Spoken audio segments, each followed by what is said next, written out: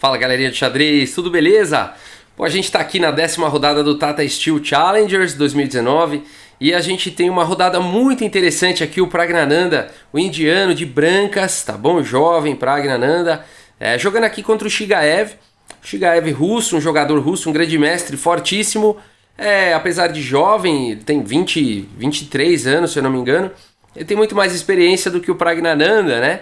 E vamos dar uma olhada se isso faz alguma diferença ou não, ou fez alguma diferença nessa partida. Aqui o Praggnanandhaa começa com E4, temos C5 a defesa siciliana aqui pelo Chigaev, cavalo F3, E6, então indo para a variante francesa aí da defesa siciliana, D4, C toma D4, cavalo toma D4, cavalo C6, cavalo C3, dama C7, F4 e aqui A6, foi jogado, cavalo toma C6, B toma C6 e bispo D3. E agora o lance que todo jogador de siciliana tem que jogar em algum momento. D5, liberando aí as suas peças.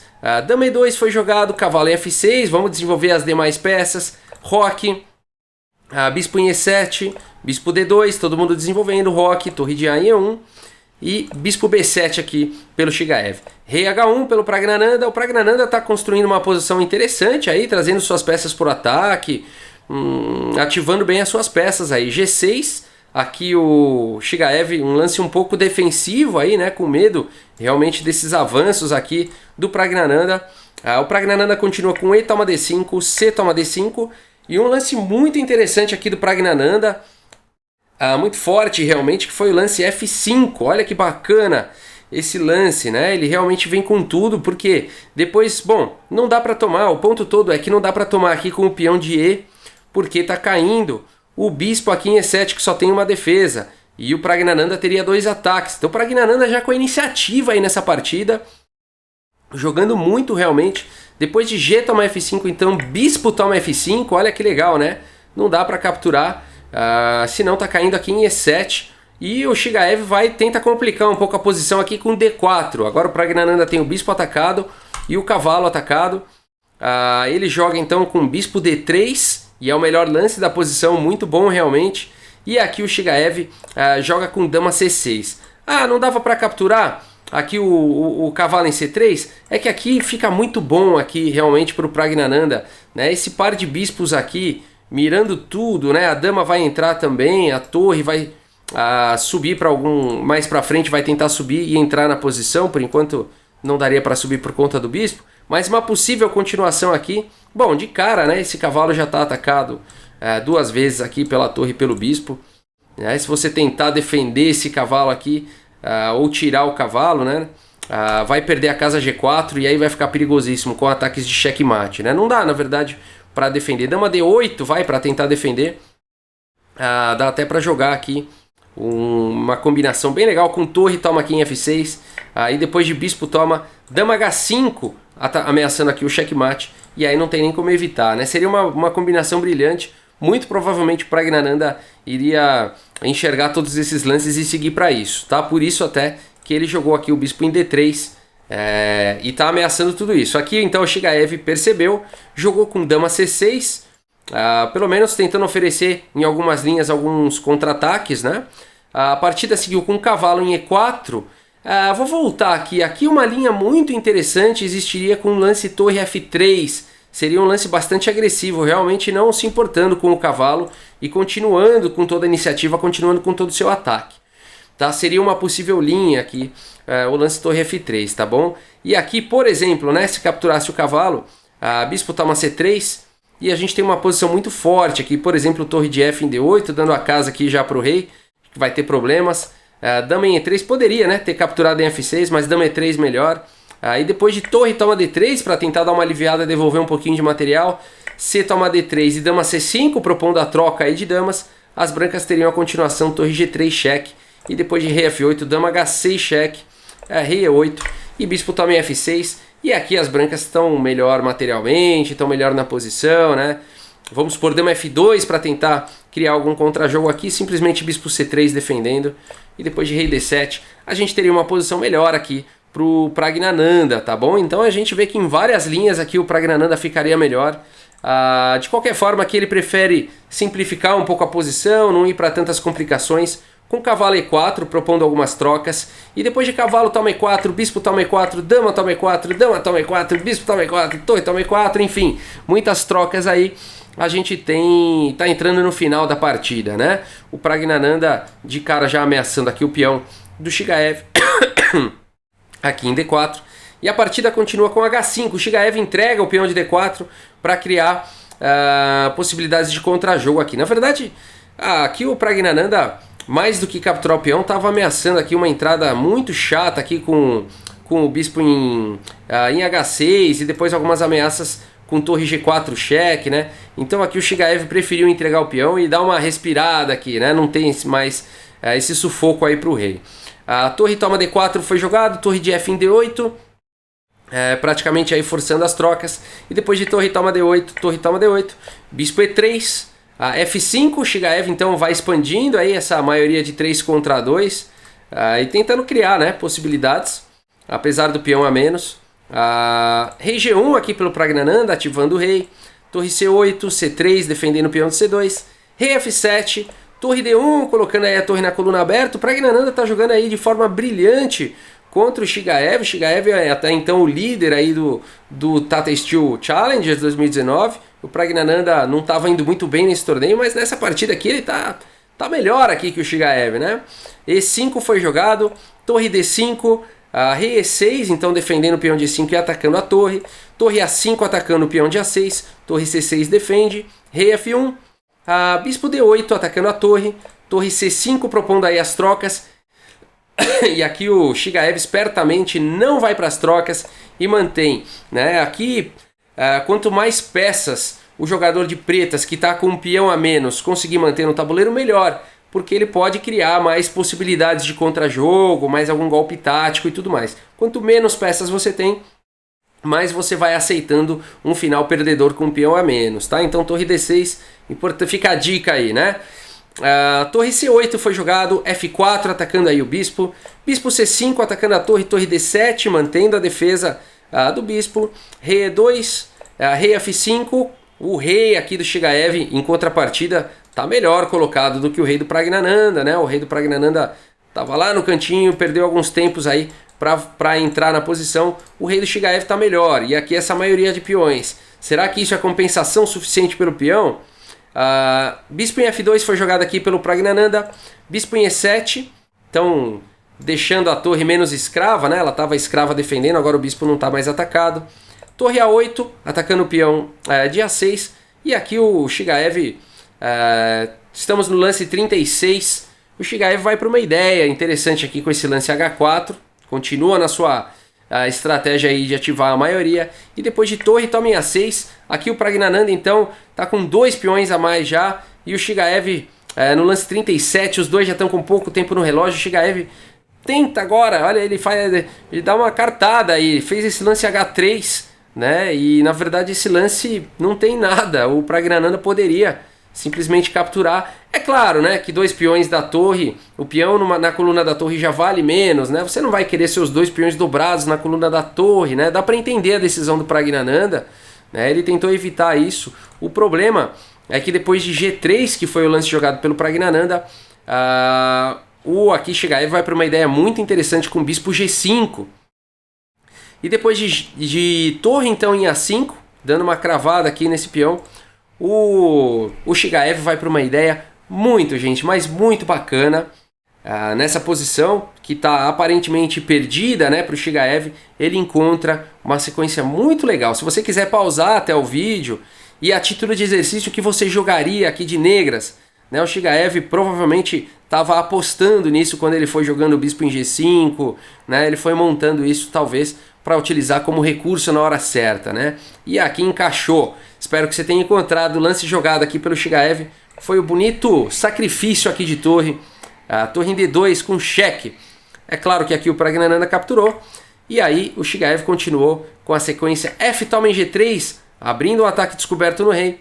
Rei D3 e agora G toma em H2. E olha que posição bacana do Chigaev. Ele está ameaçando promover o peão para dama. E aí eu te pergunto, dá para as brancas defenderem? Dá para o Praggnanandhaa defender a promoção desse peão aqui agora, porque o bispo não consegue mais segurar, né? A torre não tem como voltar, né? E não tem cheque aqui nessa posição, quer dizer, na verdade tem um. E o recurso então utilizado aqui pelo Praggnanandhaa, simplesmente o único lance possível aqui se as brancas quiserem continuar tendo alguma possibilidade nessa partida. E o Praggnanandhaa encontra esse recurso que é muito bonito, que é o lance torre, toma aqui em E5 com cheque, né? Então, partida bonita, né? Partida agressiva dos dois lados.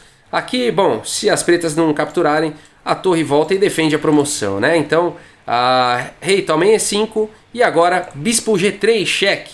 E agora dando cheque e atacando o peão. Mas não acaba aí, né? Agora o Shigaev cobre aqui com bispo em F4, né? E não dá para você capturar, senão simplesmente esse peão vai promover na sequência, né? Qualquer lance que as brancas fizerem, o peão promove. Então, aqui o Praggnanandhaa é forçado a sacrificar a sua peça com bispo toma em H2 e bispo toma em H2. Então, que legal, né? O Shigaev ele sacrificou a torre e no final das contas ele tem aí uma peça a mais, né? E agora, gente, é a vez do Praggnanandhaa jogar. Já estão no lance 44, com bastante tempo no relógio cada um. E aqui, claro, o rei tem que chegar o mais rápido possível, perto aqui do peão, o rei das brancas, o rei do Praggnanandhaa, para esse peão não ser promovido, né? E aí você tem duas possibilidades para jogar agora, rei E3 ou rei E2.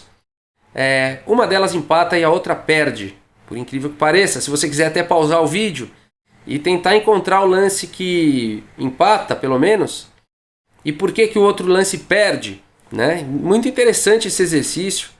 Até vou virar aqui o tabuleiro, ó. Vou virar o tabuleiro para a gente olhar na visão do Praggnanandhaa aqui, né? Então, para treinar a defesa aqui de brancas, né? As brancas, apesar de terem 3 peões aqui, estão correndo um sério risco das pretas promoverem esse peão para dama. Então, a título de exercício, rei E3 ou rei E2, o que você jogaria e por quê, né? Muito bom esse exercício, gente, de verdade. O Praggnanandhaa, infelizmente, tomou a decisão errada aqui e jogou rei E3 que perde imediatamente. O único lance que empata é rei E2. Você fala, como, né? Não tem diferença nenhuma. Tem, vamos ver por quê. Qual que é a diferença? Rei E3 que foi jogado pelo Praggnanandhaa, aqui o Shigaev jogou... Agora a gente vai olhar por essa perspectiva, tá bom, gente? Agora eu resolvi trocar, porque a gente quer olhar como que dá para se defender de brancas. Bispo G3 foi jogado aqui pelo Shigaev, e agora qual que é o problema, né? Depois de rei F3, bispo E1, o rei não consegue mais encostar no peão, ele não consegue vir para G2, o peão não deixa. Existe essa parede aqui formada pelo bispo e pelo peão. O rei nunca vai poder tentar vir por trás, porque o peão vai descer e vai promover, e nem tentar vir por aqui pela mesma razão, tá? Se vier para E2, o peão promove, ou seja, já era, né? Esse rei não pode vir nem para G4, nem para E2, então o rei está rendido, né? E se tivesse jogado aqui em E2, qual que é a diferença? Bom, de E2 o rei vai para F1, olha só a diferença, rei E2, por exemplo, vamos fazer a mesma sequência aqui, ó. Bispo G3, simplesmente rei F1, tá? E essa posição as brancas conseguem empatar. Elas vão conseguir chegar aqui em H1, de uma forma ou de outra, tá bom? Vamos pôr qualquer lance aqui, o rei vem para cá, ó. E depois que o seu rei chega aqui em H1, acabou. Você pode até perder esses peões aqui todos, ó. Vamos perder todos os peões, ó, para ilustrar. Vamos perder todos. Só para ilustrar, não faria nenhum sentido ninguém jogar isso, mas só para ilustrar, tá bom? Mesmo que as brancas perdessem todos os peões, essa posição continua sendo empatada. Por quê? Porque, apesar das pretas terem um peão e um bispo, a casa de promoção desse peão, olha essa regra, gente, ela é uma casa branca. E o bispo é de casas escuras. O que isso significa? Que o bispo nunca vai conseguir tirar a casa H1 do rei. E essa posição é teoricamente empatada. Só se esse bispo fosse de casas claras, poderia-se ter a vitória com esse peão da torre, tá bom? É sério, ó. Vamos fazer aqui, ó, qualquer coisa. O rei vai ficar só indo de um lado para o outro, ó. Vamos trazer o rei aqui, ó. Tá bom, gente? Isso aqui é empate. Não tem o que fazer, tá? Não tem como tirar essa casa. Vou avançar o peão, vai afogar, né? Vou jogar o rei aqui, vai afogar. Vou então jogar bispo aqui, vai afogar. Na verdade não afoga, né? O rei vem pra cá, ó. Você vai ficar fazendo esses lances aqui. Agora não pode jogar aqui que afoga, né? Você não consegue tirar a casa H1 do rei. O problema todo é esse, tá? Então, gente, por isso aqui depois de bispo toma em H2, o único lance seria o rei E2 para ter acesso a F1 e depois poder chegar em H1, tá? Vindo para E3, depois aqui de bispo G3, o rei não tem mais acesso a F2, olha só que coisa, né? E não dá mais tempo de jogar aqui em E2, senão o peão promove. O lance forçado aqui, rei F3, e depois de bispo E1, que foi o lance jogado na partida. Vamos ver como a partida continuou então. Vou virar o tabuleiro de novo. Então vamos olhar aqui na visão do Chigaev, como é que continua essa partida aí, como é que ele faz para vencer. A4 foi jogado pelo Praggnanandhaa, tentando criar pelo menos alguma oportunidade aí com esses peões. E depois de rei D5, A5 foi jogado, rei C5, o lance B3 foi jogado, rei B5, B4. E aqui as pretas têm que fazer o lance certo, tomar cuidado, né? Porque estão com a vitória na mão, mas se jogarem o lance, por exemplo, aqui rei C4, as brancas conseguem empatar. Tá bom? Consegue empatar aqui por conta da ameaça aqui com A6. E aí, ameaçando promover aí o peão, né? E depois de, por exemplo, H2, para tentar promover o seu peão também. Rei G2, aí o rei entra, né? E agora a gente já sabe que isso daqui seria empate, né? E se não jogasse o lance H2, se jogasse, por exemplo... Bom, o rei não chega, né? O rei não chega, né? Simplesmente aqui as brancas vão ganhar até, tem que tomar cuidado. E se jogar bispo em F2... Bom, simplesmente rei toma em F2 e aqui as brancas vão ganhar também. Então as pretas têm que tomar cuidado. Aqui o melhor que elas poderiam realmente fazer é H2. Aí depois de rei G2, bispo F2, tá bom? Aproveitando que o rei não pode capturar o bispo, senão o peão promove. E aqui as pretas conseguem um empate, tá bom? Porque depois de, por exemplo, B5, ó, tanto faz, né? Rei pode até tomar aqui em C3, B6, tanto faz. Aqui vai empatar de um jeito ou de outro, tá? Vamos só avançar aqui só para... Bom, aqui é a vez das negras, né? Qualquer coisa aqui. E vai empatar, tá bom? Então você vê que final complicado, né? Então as pretas também tem que jogar de forma precisa aí para não deixarem as brancas empatarem na partida, né?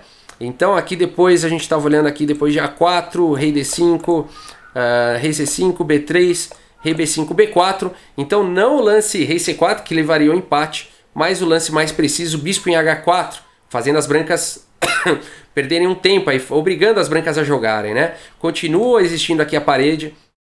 O rei não pode querer manobrar para nenhum lugar, senão o peão avança. Ou seja, as brancas continuam com todas as dificuldades anteriores. E depois aqui de C4 cheque. Mais uma vez o Praggnanandhaa ainda tentando, né? Se as pretas por acaso capturarem, A6 empataria, né? Uma sequência similar ao que a gente já estudou. Então aqui o Chigaev não cai nessa e joga o único lance vencedor aqui, rei A6. E aqui nessa posição o Praggnanandhaa abandonou a partida. Agora não dá mais, né? Não dá para jogar B5, simplesmente rei toma em A5. Esse rei vai segurar os dois peões. Não dá para jogar C5, simplesmente rei B5. E esse rei está segurando todos os peões. O rei não pode jogar, senão o peão avança. E aqui vai ter que jogar algum peão, né? E vai perder um por um, né? Vai ter que jogar C6, rei vai tomar C6, por exemplo. Ó. Aqui as brancas realmente não tem o que jogar, né? Não pode mexer o rei. Olha que situação legal, né? Aqui, por exemplo, esse. E aqui as pretas podem jogar rei A7, por exemplo, né? E as brancas não podem mexer o rei. Qualquer lance de rei aqui, o peão vai promover, né? Então se vier para cá, o peão vai promover. Se vier para cá, o peão vai promover. Não dá para mexer o rei. Então vai ter que mexer peão de novo aqui, né? Vai ter que... E agora não tem como evitar, né? Agora vai ter que mexer o rei realmente. Rei G4, pelo menos leva o bispo, vai. E aí promover para a dama, o Chigaev iria vencer, né? Então é por isso ali, aqui depois, em qual posição foi? Aqui depois de rei A6, nessa posição então, o Praggnanandhaa abandonou a partida. Ele não pode mexer o rei, vai perder todos os peões. Um final complexo, um final difícil, triste, dramático aqui até para o Praggnanandhaa, né? O único lance ali, depois de bispo H2, uma partida tão maravilhosa, rei E2 coroaria essa partida com um empate, né, pelo Praggnanandhaa, e infelizmente ele fez a decisão errada aqui, apesar de bastante tempo no relógio, fez a decisão errada do lance rei E3. Um grande mestre muito jovem, o Praggnanandhaa, fica de experiência aí, ele jogou contra um grande mestre novo, mas mais experiente do que ele, o Chigaev, e o Chigaev acabou aí na malandragem, né, na experiência, levando para um final vencedor e venceu a partida. Com isso o Chigaev se consolida aqui na primeira colocação do Tata Steel Challengers 2019 com 7,5 pontos em 10, líder isolado. Em segundo lugar a gente tem os monstros aqui, o Kovalev e o Andrei Esipenko, estão jogando um xadrez monstruoso. E a gente os três invictos, né? e a gente vai ver o que vai acontecer. Temos mais 3 rodadas aí e a gente vai então ter a definição do campeão do Tata Steel Challengers 2019 também. Tá bom, pessoal? Muito obrigado aí mais uma vez pela audiência, um grande abraço para todos vocês e até a próxima, pessoal. Valeu!